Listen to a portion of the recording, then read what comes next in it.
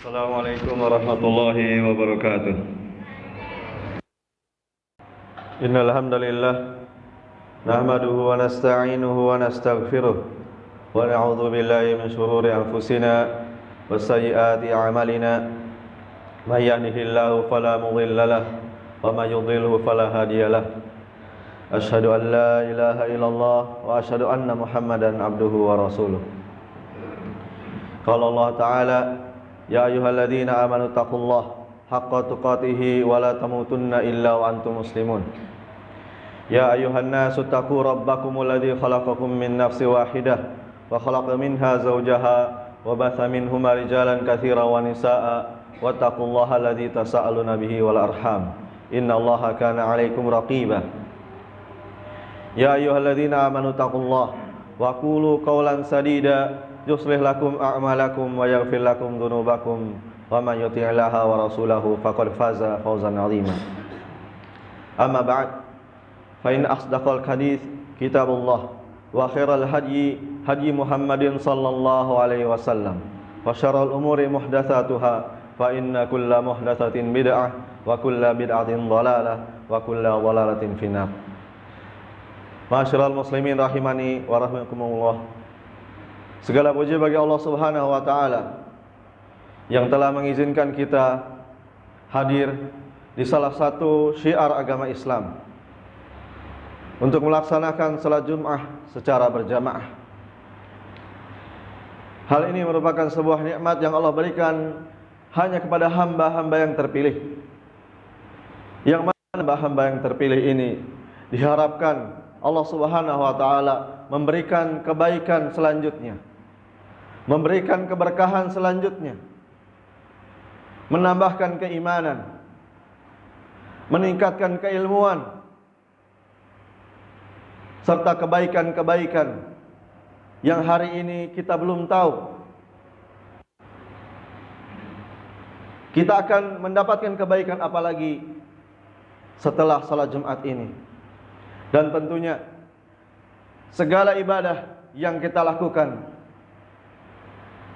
intinya untuk kebaikan kita, kebaikan anak keturunan kita, kebaikan kita dalam keimanan, dan perbaikan untuk hati kita sendiri.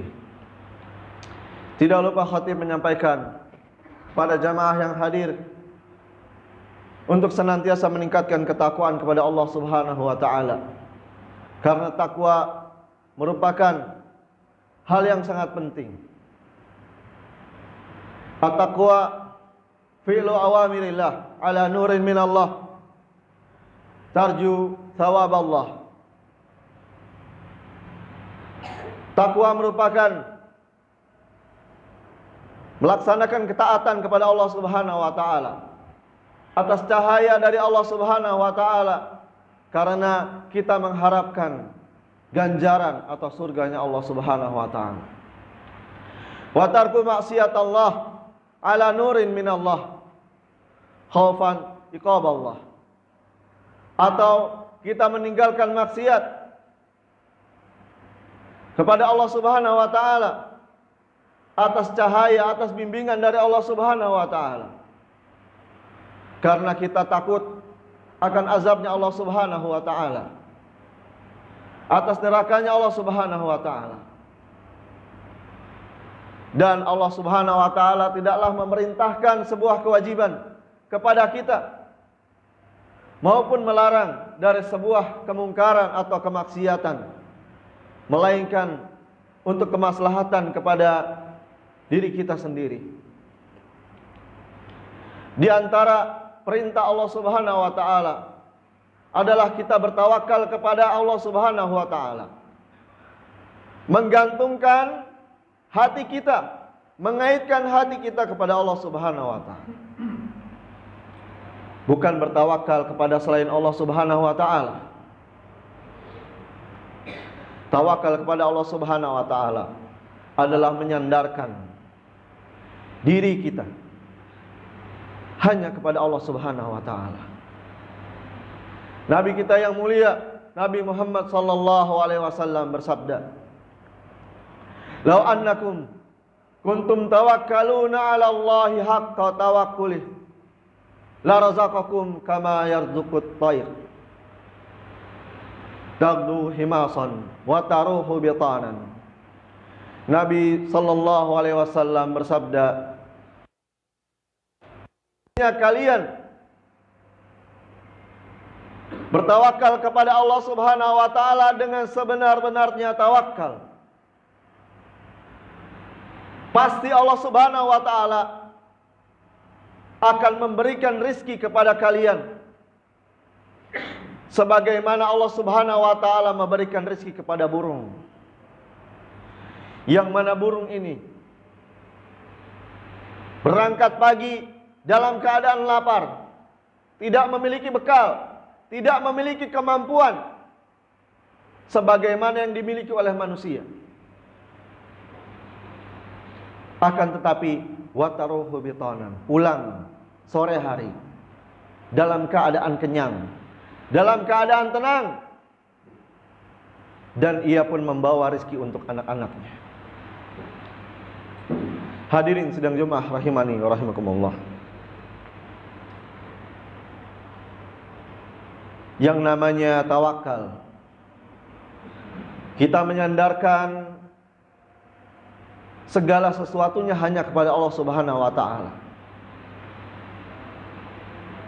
Baik untuk maslahat dunia maupun akhirat. Untuk mendapatkan sesuatu atau untuk menghindarkan dari sesuatu.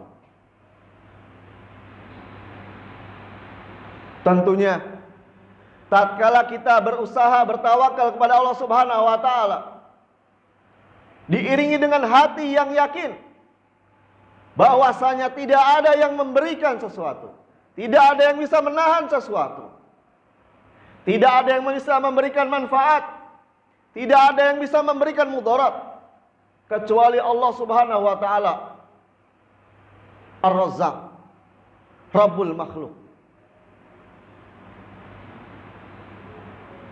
Dan tentunya tatkala kita berusaha bertawakal kepada Allah Subhanahu wa taala, kita harus yakin bahwasanya hanya Allah Subhanahu wa taala satu-satunya yang bisa memberikan kita rizki, bukan makhluk. Seandainya kita yakin, kita menggantungkan hati kita, mengaitkan hati kita kepada selain Allah Subhanahu wa taala, baik kepada penyebabnya atau kepada orang yang memberikan kita upah atau gaji, niscaya kita terjatuh ke dalam kesalahan. Kita harus jujur kepada Allah Subhanahu wa taala. Apakah kita sudah jujur bertawakal kepada Allah Subhanahu wa taala tatkala kita mendapatkan musibah?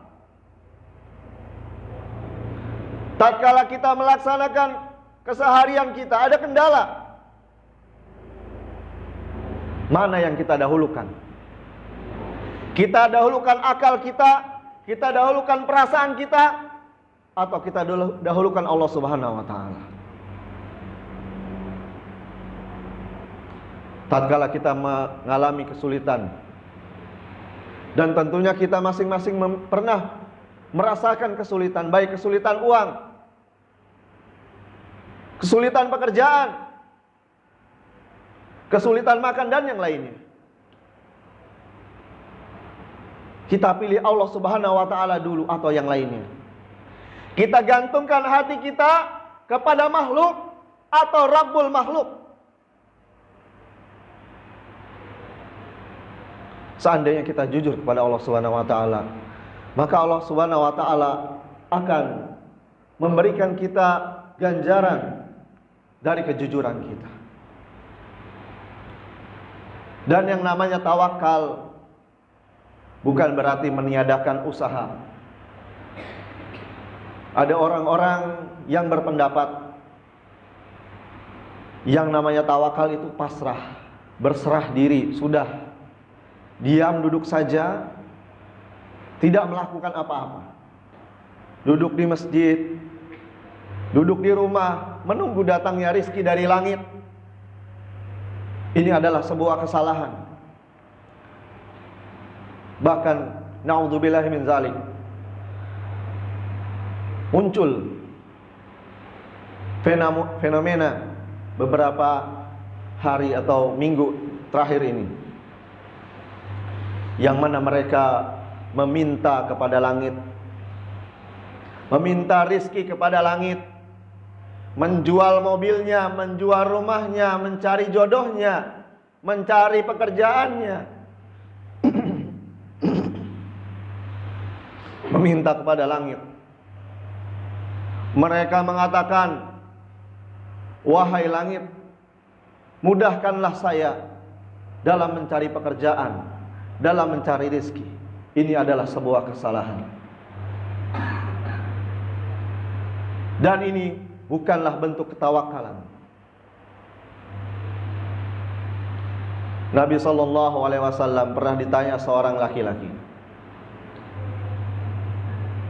Rajulun sa'ala bin Nabi SAW,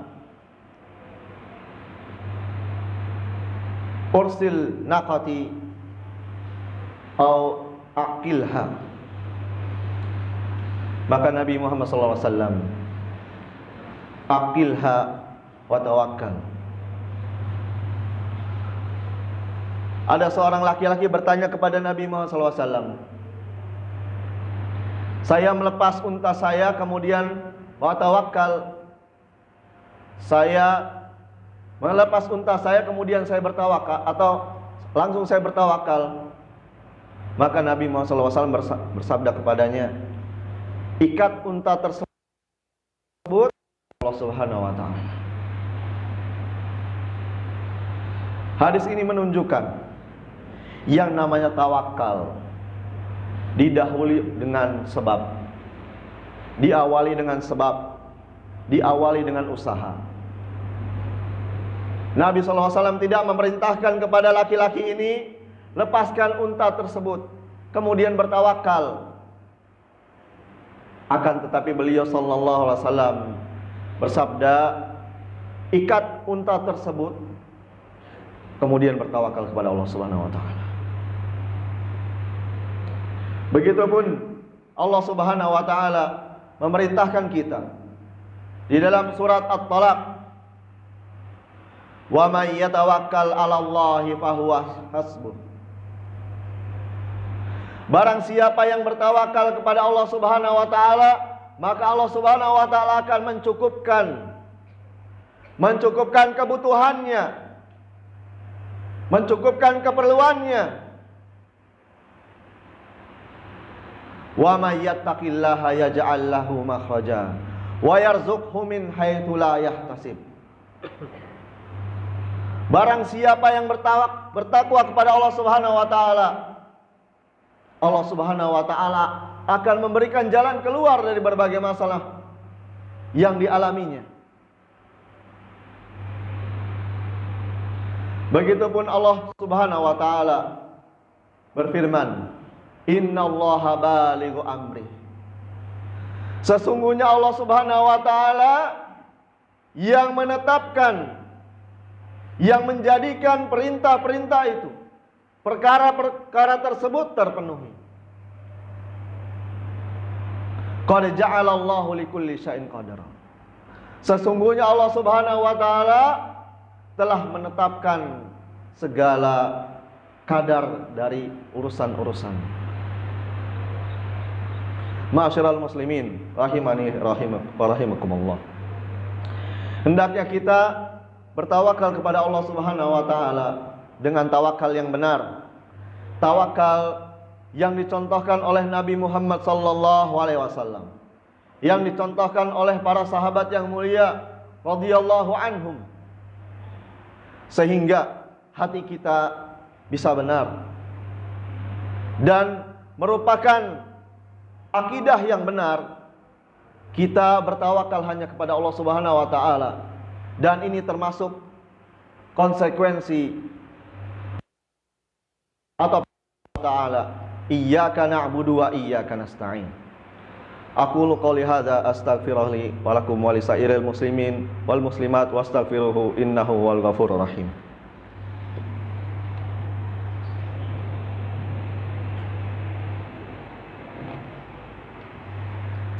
Alhamdulillah wassalatu wassalamu ala Rasulillah wa ala alihi wa ashabihi wa man wala wa man tabi'ahum bi ihsanin ila yaumiddin. Ma'asyiral muslimin rahimani wa rahimakumullah. Sejatinya tawakal hanya ditujukan kepada Allah Subhanahu wa taala. Karena tawakal adalah ibadah hati. Yang mana ibadah hati ini dikhususkan kepada Allah Subhanahu wa taala, tidak kepada makhluk. Tidak kepada atasan kita, tidak kepada tempat kita bekerja, tidak kepada orang-orang yang membantu kita, tidak kepada orang-orang yang memiliki jabatan. Barang siapa yang telah melaksanakan hal ini, maka dia telah terjatuh ke dalam penyimpangan. Tawakal yang menjerumuskan seseorang ke dalam syirik akbar. Manakala seseorang bertawakal kepada selain Allah Subhanahu wa taala, ia menggantungkan hatinya, mencondongkan perasaannya, harapannya kepada makhluk, melupakan bahwasanya Allah Subhanahu wa taala adalah yang memberikan izin orang tersebut mendapatkan rezeki lewat tempat ia bekerja, lewat atasannya.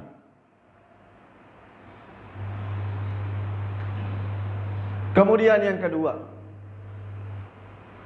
seseorang bisa terjatuh ke dalam syirik asghar tatkala ia bertawakal dari hasil upayanya, dari kerja kerasnya. Ia bertawakal dengan sebab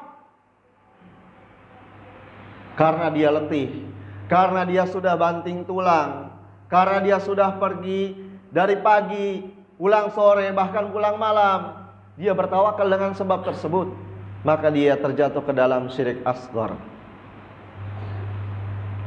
Akan tetapi, tatkala seseorang meyakini, tatkala dia bekerja, dia bermuamalah, ini adalah sebab saja, sebab semata, akan tetapi Allah Subhanahu wa taala yang memberikan rezeki kepada dia, maka dia tidak terjatuh ke dalam syirik asghar. Di dalam hadis yang saya sampaikan di awal, kita harus lihat atau kita pahami bahwasanya burung, kenapa dia bisa mendapatkan rezeki dari Allah Subhanahu wa taala? Karena dia pergi dalam perasaan dengan penuh keyakinan, dengan penuh ketawakulan kepada Allah Subhanahu wa taala. Tidak tawakal kepada pohon, tidak tawakal kepada sinar matahari, tidak tawakal kepada tempat di mana ia mencari maisha atau rizkinya. Dia pergi dalam hati yang penuh tawakal kepada Allah Subhanahu wa taala. Dan tentunya burung tidak sekolah sebagaimana kita sekolah, tidak memiliki kemampuan sebagaimana kita memiliki kemampuan. Burung tidaklah mengerti bagaimana chatting, bagaimana promosi di media sosial. Burung tidak memiliki kemampuan itu, tidak punya gelar sarjana. Takkan tetapi yang dimiliki adalah fitrahnya, bahwasanya tawakal hanya kepada Allah Subhanahu wa taala. Kemudian dia pergi pagi, pulang sore, tidak sampai malam. Menurut penelitian, salah satu jenis burung, yaitu burung walet, pergi dengan jarak yang sangat jauh, 50 atau 500 km untuk mencari rizki untuk anaknya.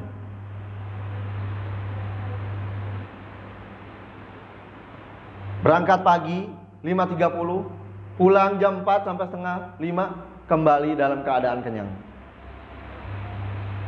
Bagaimana burung bisa mendapatkan rizki cukup untuk keluarganya? Tentunya tidak lepas dari keberkahan harta. Oleh karenanya, ketika kita berusaha mencari rizki, kita cari pula keberkahan dari apa yang kita dapatkan. Jangan kita tahan hak orang yang memiliki bagian dari rizki kita tersebut.